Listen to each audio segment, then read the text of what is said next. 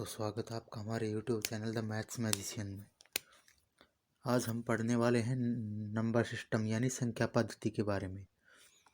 संख्या पद्धति, इसमें जो संख्याएं हम बचपन से पढ़ते आ रहे हैं उनके बारे में आज हम डिटेल में अध्ययन करेंगे। ठीक है, सबसे पहला नंबर हम पढ़ते हैं वो कौन सा होता है? नेचुरल नंबर यानी प्राकृत संख्या। प्राकृत संख्या है जो नेचुरली हमारे अंदर आती हैं। यानी जब हम बचपन से स्टार्ट किया था हमने पढ़ना, तब हम कैसे पढ़ते थे? 1 2 3 4 5 6 7 8 9 एंड सो ऑन ऐसे चलते थे। ठीक है, लेकिन उस टाइम क्या था, 9 तक तो आराम से काउंटिंग कर लेते थे। उसके बाद प्रॉब्लम आ गई कि 9 के बाद हम लिखे क्या, या तो क्या हो सकता था इनकी जगह पे कोई नया नंबर लाया जाता। लेकिन इसके लिए फिर बाद में क्या किया गया, इस जीरो को इन्वेंट किया गया। फिर इस जीरो से क्या बन गया, जीरो ऐड होने के बाद नंबर क्या बन गए? Whole numbers. यानी नेचुरल नंबर्स थे 1 2 3 4 5 6 7 8 9 ऐसे एंड सो ऑन, उनमें जीरो और ऐड कर दिया तो ये क्या बन गए? Whole numbers. ठीक है, तो नेचुरल नंबर, होल नंबर यानी प्राकृत संख्याएं, होल नंबर पूर्ण संख्याएं, तुम समझ गए होगे। सबसे पहले हमने जो सीखी थी बचपन में क्या होती है? 1 2 3 4 5 6 7 8 9 10 ऐसे एंड सो ऑन चलती रहती थी आगे तक। ये हमारे थे नेचुरल नंबर। फिर उसके बाद हमने जीरो ऐड कर दिया इनमें, तो ये क्या बन गई? होल नंबर, पूर्ण संख्याएं। यानी जीरो ऐड करने के बाद नंबर क्या हो गए? होल हो गए, पूरे हो गए। ठीक है, उसके बाद आते हैं थर्ड टाइप, इंटीजर्स। इंटीजर्स होते हैं पूर्णांक। पूर्णांक किसे कहते हैं हम?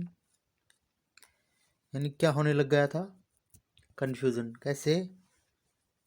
जैसे किसी को हमने कुछ रुपए दिए, जैसे मान लो हमने किसी को दिए 5 रुपए। फॉर एग्जाम्पल मान लो हमने किसी को 5 रुपए दिए, हमने क्या कर लिया, उसको लिख लिया 5 रुपए दिए, और एक दूसरे उसी आदमी को हमने क्या किया, 5 लिए। उसके बाद कन्फ्यूजन क्या होने लग गया कि 5 उसको दिए या उसने हमको दिए, 5 उससे लिए या हमने उससे लिए। ये कन्फ्यूजन होने लग गया। इसको दूर करने के लिए क्या किया गया? नंबर सिस्टम में कुछ और स्पेशल कैरेक्टर्स ऐड किए गए। जैसे 5 रुपए दिए तो -5 +5 सॉरी, और 5 रुपए लिए तो -5। ये डिजिट्स का यूज़ करने लगे। जैसे जीरो से जितना उधर हम नंबर सिस्टम में ये होल नंबर्स होती थी, जीरो से इस साइड में होल नंबर पूरे, और इतने ही नेचुरल नंबर्स माइनस के डिजिट में। यानी 1 का -1, 2 का -2, 3 का -3, 4 का -4, 5 का -5 ऐसे चलते रहते हैं। जितने हम नंबर इधर काउंट कर सकते हैं उतने ही माइनस लगा के इधर काउंट कर सकते हैं। ठीक है, तो ये क्या हो जाएंगे? इंटीजर्स। उसके बाद आती हैं हमारी इंपॉर्टेंट कौन सी? प्राइम नंबर, अभाज्य संख्याएं। अभाज्य संख्याएं क्या होती हैं? देखो, अभाज्य संख्याओं के बारे में तुम्हें पता रखा है बचपन से। अभाज्य संख्याएं होती हैं जिनमें हम क्या करते हैं, जिनके ओनली 2 फैक्टर्स पाए जाते हैं। 2 फैक्टर्स यानी एक तो खुद हो वो फैक्टर, एक तो खुद और एक क्या हो? 1। ठीक है, प्राइम नंबर के कितने फैक्टर होते हैं? 2 फैक्टर पाए जाते हैं, जिसमें एक फैक्टर तो होते हैं वो खुद, और एक क्या होते हैं? 1। कल हमने फैक्टर्स के बारे में पढ़ा था, आज देखते हैं। जैसे ये नंबर हमारे पास है 2, ये एक प्राइम नंबर है, इसके फैक्टर बनाते हैं हम। क्या होगा? एक तो ये 1 की टेबल में आता है, एक 2 की टेबल में। अच्छा, मैंने तुम्हें बता रखा है क्या कि ऐसा नंबर जो क्या है, 1 की टेबल में आए और खुद की टेबल में आए, वो नंबर क्या होता है? Prime number. तो 2 क्या है? एक प्राइम नंबर, ऐसा ही प्राइम नंबर। ठीक है, जो किस में आ रहा है? 1 की टेबल में आ रहा है और 2 की टेबल में आ रहा है। या फिर एक क्या होता है? फैक्टर वाले मेथड। फैक्टर, इसका फैक्टर 1 होगा, 2 होगा। ऐसे ही एक प्राइम नंबर लेते हैं 3, इसका फैक्टर होगा 1 और 3। यानी एक तो 1 होगा, एक 3 होगा। यानी एक तो 1 होगा किसी प्राइम नंबर का फैक्टर, और एक खुद वो नंबर होगा। ठीक है, तो वो क्या होते हैं? Prime numbers. उसके बाद हम देखते हैं प्राइम नंबर के क्या होते हैं डिटेल। जैसे यहाँ से देखते हैं हम, प्राइम नंबर 2 है, 3 है, 5 है, 7 है, 11 है, 13 है। ठीक है, एक बात हम देख रहे हैं, सबसे स्मॉलेस्ट प्राइम नंबर कौन सा है?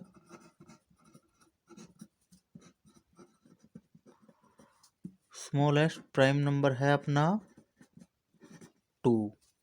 ठीक है, 0 एंड 1 ये ना तो प्राइम है, ना तो ये प्राइम है, और ना ही क्या है ये, ना ही कंपोजिट नंबर है। ना तो अभाज्य है ना भाज्य है। ठीक है, अब बात करते हैं हम कंपोजिट नंबर्स की। कंपोजिट नंबर क्या होते हैं? जैसे हमारे पास एग्जांपल है 4, 6, 8, 9, 10, 12, 14 यानी कंपोजिट नंबर होते हैं भाज्य संख्याएं। वो संख्याएं जिनमें खुद के और एक के अलावा अन्य किसी संख्या का भी भाग जाता हो, जो खुद से और एक 1 के और खुद के अलावा इनके और भी फैक्टर पाए जाते हैं। ठीक है, जैसे देखते हैं हम एग्जाम्पल, एक कंपोजिट नंबर लेते हैं 4, इसके फैक्टर लिखेंगे। इसका फैक्टर हो जाएगा 1, 2, 4। ये 1 हो गया और ये खुद हो गया। उसके अलावा इसका एक फैक्टर है क्या, 2। मैंने क्या बताया, 1 के अलावा और खुद के अलावा एक इनका कोई फैक्टर पाया जाए, वो क्या हो जाएगा, कंपोजिट नंबर। ठीक है, कंपोजिट नंबर में 1 और खुद के अलावा एक फैक्टर पाया जाता है, या फिर जो 1 में और खुद की टेबल के अलावा किसी और नंबर की टेबल में आए।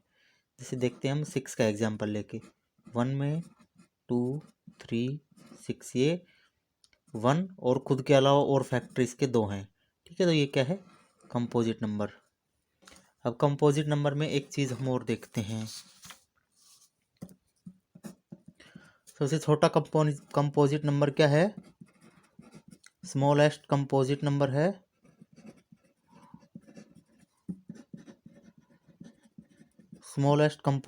अपना 4। ठीक है फ्रेंड्स,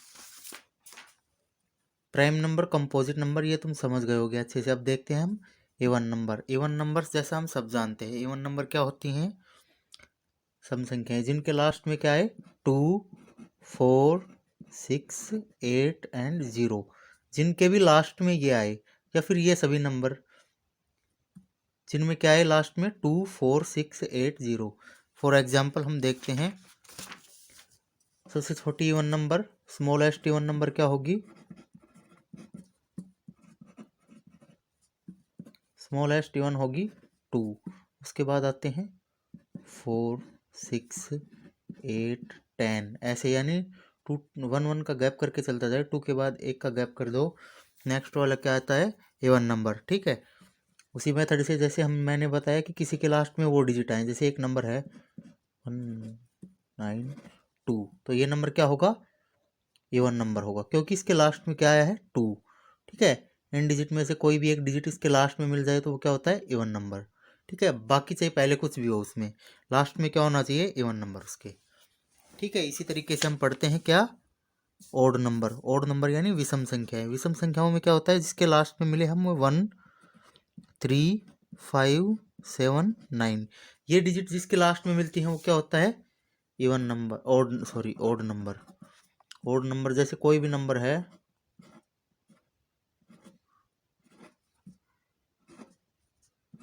उसके लास्ट में इन सभी डिजिट्स में से जो नंबर मिल जाएगा तो वो क्या हो जाएगा, ओड नंबर। जैसे ये नंबर है, इसके स्टार्टिंग में सारी इवन नंबर्स हैं, लास्ट में ओनली क्या आ गया, एक 1 आ गया। 1 आने से ये पूरा नंबर क्या हो गया, ओड नंबर। ठीक है फ्रेंड्स, अब हम पढ़ेंगे रैशनल नंबर। रैशनल नंबर क्या होते हैं, ऐसे नंबर जिन्हें हम लिख सकते हैं P/Q की फॉर्म में, जहाँ पे क्या हो, Q does not is equal to 0, Q की वैल्यू क्या ना हो, 0 के इक्वल ना हो। जैसे कोई नंबर है 2, इसको हम लिख सकते हैं 2/1, तो ये क्या हो गया, P/Q, और Q 0 भी नहीं है, तो ये क्या है, एक रैशनल नंबर है। ठीक है, ऐसे ही अगर हम लिखते हैं कोई नंबर 3/0, तो ये क्या रेशनल नंबर होगा, नहीं, क्योंकि इसमें क्या है, Q इक्वल आ गया 0 के।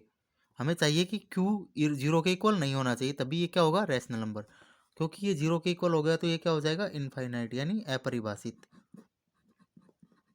इसकी डेफिनेशन ही कोई नहीं दे सकता। ठीक है, ये नंबर क्या आएगा, उसकी कोई डेफिनेशन ही नहीं है मैथ्स में। ठीक है, अर्थ का अनर्थ हो जाएगा। ठीक है, इसलिए हमें क्या करना है, Q की वैल्यू 0 नहीं रखनी है।